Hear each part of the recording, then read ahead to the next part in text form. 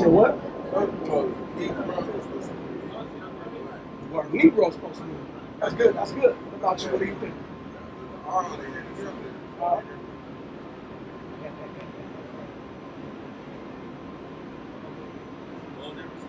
I can't hear that good. So Definitely here, it's not intuitive to everyone. Trying to get some totally. it's a country or a city or something that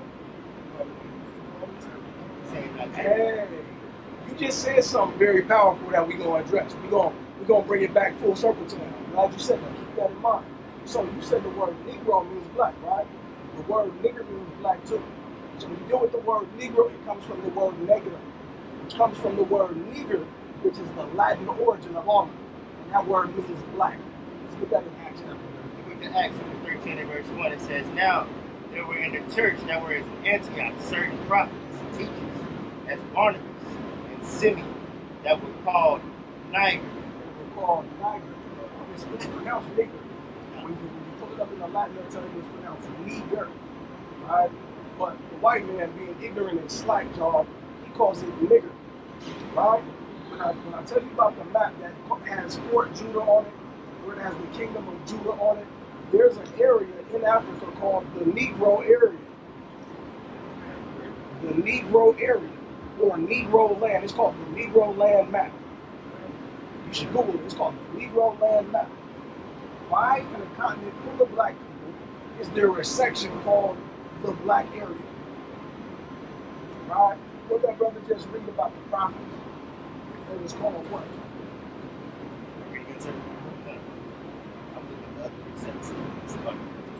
The book of Acts 13 and verse 1. Now there was in the church that was in Antioch certain prophets and teachers, as Barnabas and Simeon, that were called Niger. These people was Jews. All right, I'm going to show you something. All right, to show you the thing, bro.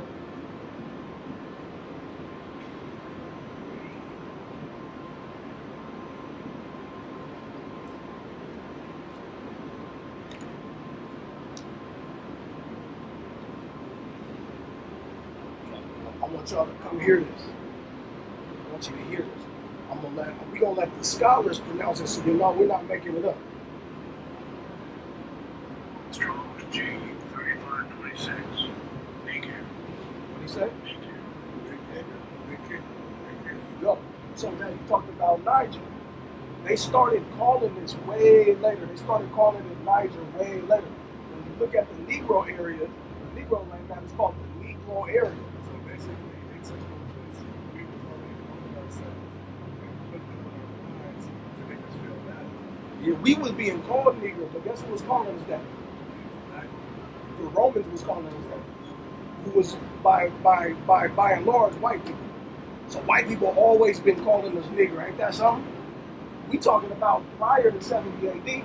We talking about just after the time of Christ. Right? So that's what we called ourselves at that right time. That time we was called Jews. Or some of us would call ourselves the circumcision. Right? The white people was calling us nigger. They was calling us black. Right? There you go. They strip us of our nationality because when you deal with the word nigger, if you talk to an Hispanic person that speaks Spanish, they're not going to call you nigger because that's how you describe an inanimate object. So they describe you as they would describe a thing. When they call you black in Hispanic language, they call you a moreno or a Moor. Right? So it's always been an insult that they target the Jews with. Right? So what we do, this is like a small methodology in anthropology where we follow these languages. Why in a land, in a continent full of black people, are you calling one group of people niggers? Right? They would call other people Ethiopic, which means burnt face. Right? So there's different ways to say black, but they call us nigger. Very important to look at. We deal with the description of Christ. What does the Bible say Christ looked like? I think anytime you call somebody brother, it's what I'm saying. I can't hear you. It's not to make you feel like you don't want to know. Hey, that's good. Somebody tells me their name, and let's say I have a friend that's white, every time I see him, I say, "What's up, white boy?" But he's usually like Caucasian. Yeah. I'd be like, "Yeah, white boy." Yeah. It definitely takes away and it dilutes what the message should be. Because say you got somebody who look white that ain't. Right. They're not Caucasian. Now they're just white. And now everybody that's pale skin look like they're from the same place. Right. This is how you make a melting pot. You put a bunch of people together that don't belong together, and you tell them everybody's the same. Right. That lie is only able to exist because bullshit like calling somebody black who clearly ain't the color of my shirt black, and then they accept it. I get what you're saying. They'll put it on their damn job application. You know what I'm saying? Like, I never thought about that. Hey, it's cold. That's really like so. I'm not even black. Who put that plan in motion is Alexander the Great. I feel more brown than black. There you go. You brown. Browner than a mother. You know what I'm saying? Alexander the Great. Yeah, he started that.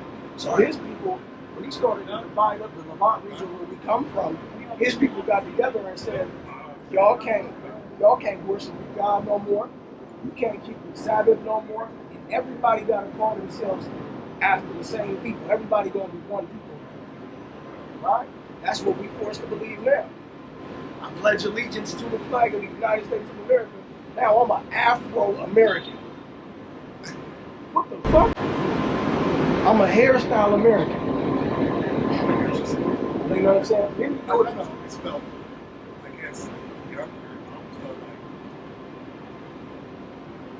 everybody else had kind of an ethnicity. You I said always felt like people had an ethnicity, but they were just like a color or something.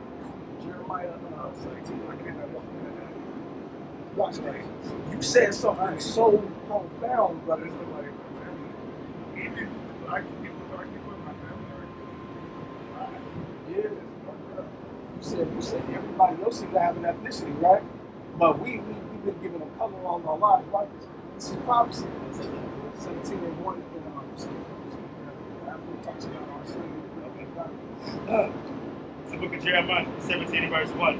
The sin of Judah is written with the pen of iron. So I've been telling you, we from the tribe of Judah, black man, we come from among the tribe of Judah. Some of us is going to fit in the other nations because mixing is occurring. So that's why you got to seek out your forefathers, seek out your lineage, because that's what we go by in this Bible, right? It's the lineage. And that comes from father to father to father. So I want you to look for that, right? But it says that Judah, And with the pen of a diamond. our sins have been written with the pen of a diamond, meaning it's written in stone.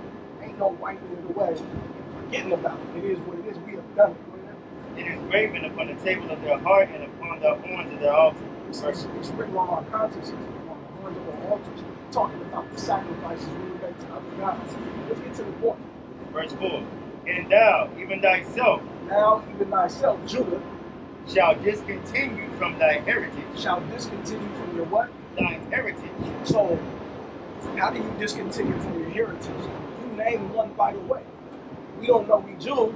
We think we niggers. We think we black. Two things that don't make any goddamn sense. This is nigger, right? This. But this right here, this is a man from a nation. You a man from a nation. You a man from a nation. And what God said about our nation is that He was going to set us on high above all the face of the earth, right? Above all the nations.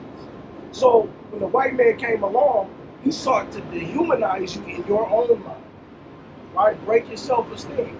So now when we talk to other blacks and Hispanics and tell them God chose you, it's hard for them to see it. Yeah. Because all we can see is that we this. We try to look for ourselves in a crayon box, and the crayon that's my color says something different than what they say my nationality is. And that's why this place is called Babylon the Great. That's why we're talking about Satan, which means adversary. That's why we're talking about the devil, which means deceiver. They're the ones that gave us those deceptions. They're the ones that have been adverse to us from the time that they were calling us evil. Right? Let's get Song of Solomon. Let's get Song of Solomon. Can I show them what the heritage is in the law? Yeah.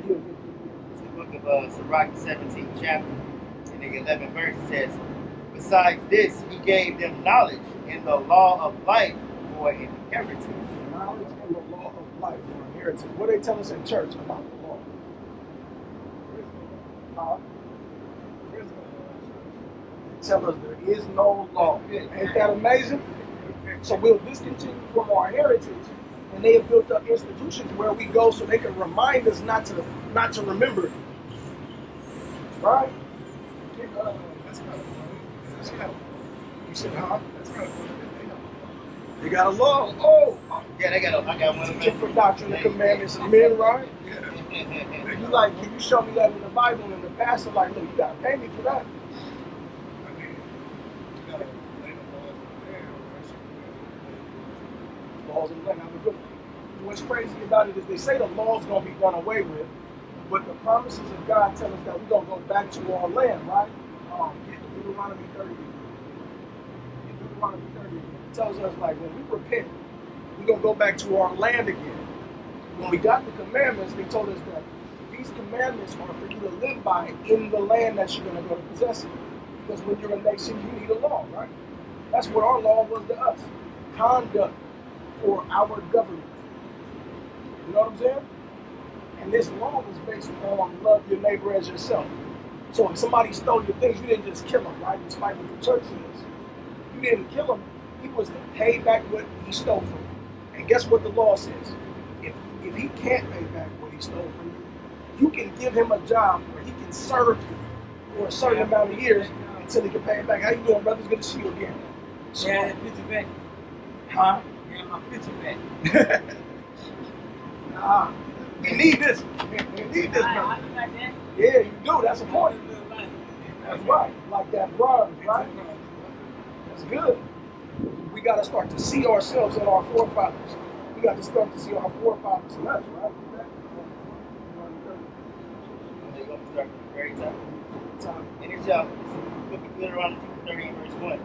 It shall come to pass when all these things are come upon thee, the blessings and the curses I set before thee. So we here to tell you that we used to be a kingdom, right? We ran our own thing. We followed the laws of God until we didn't. God said he would put curses on us. So when you see a black man on the corner with a cup out trying to get a little bit of change so that he could drink his pain away, would you call that a blessing or a curse? How much of that do you see in our communities? A little or a lot? A whole lot, right? So it's undeniable that we surrounded by things that we would call curses. If we were to open up the book and show you the curses, they would match the poverty that we experience exactly to the T. Single parent households, that's in the Bible. The curse that God said he would put on us for disobeying. Right? So long story short, It's okay. We all used to be, if I can speak, we all used to be kings and princes, and it's okay to drink in moderation. But the way we drink now, we drink to forget our woes now. Because such as prophets state. It's the book of Deuteronomy, Proverbs 31st chapter, the 4th verse. It is not for kings, O male.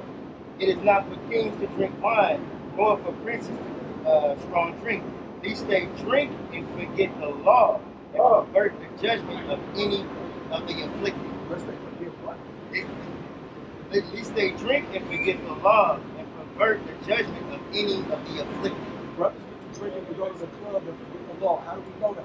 How many brothers got shot outside the club because they was messing with their neighbor's wife in the club?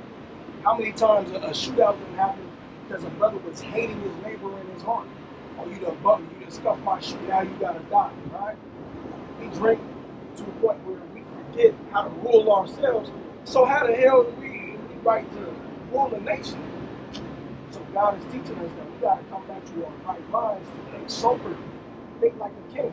As a king, you gotta think, look, I can't drink till I can't judge righteously. You know what I'm saying? You got a responsibility now. Christian church tells you to hell with responsibilities. Christ will do all the work for you. We was powers on this earth once, and we was all about the mirth once. Idol worship, murder like the first of the month. Hit a nigga with the bick like he need a light.